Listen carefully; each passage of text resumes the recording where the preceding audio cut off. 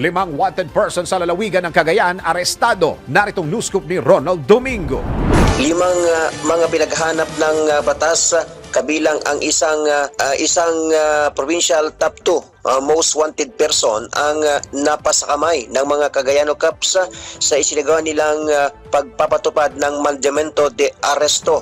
Ang naturang provincial top 2 most wanted person ay kinilalang si Akamon na inaresto dahil sa mga kasong murder, frustrated murder at attempted murder na walang rekwendang piyansa ang pagkahuli ito.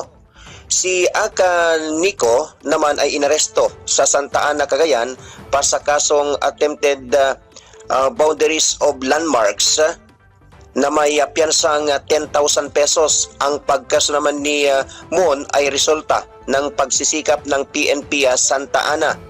Samantala, si Aka Waki ay inaresto sa Piat, Cagayan para naman sa 2 bilang sa paglabag nito sa Republic Act 9262 o Anti-Violence Against Women and Children na may piyansang 72,000 pesos at 36,000 pesos.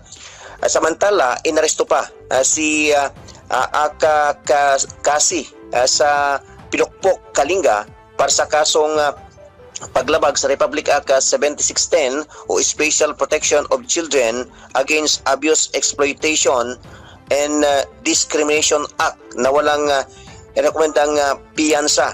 Panghuli ay inaresto si Aka Upong sa Peña Blanca, Cagayan para sa kasong estafa sa ilalim ng Republic Act 10175 o Cyber Crime Prevention Act na may piyansang 18,000 pesos. Ito ang Ronda Patrol, Ronald Idol Domingo, nag-uulat para simpilang may tudong lakas, DWIC, nagbabalita ng tama, naglilingkod ng tama.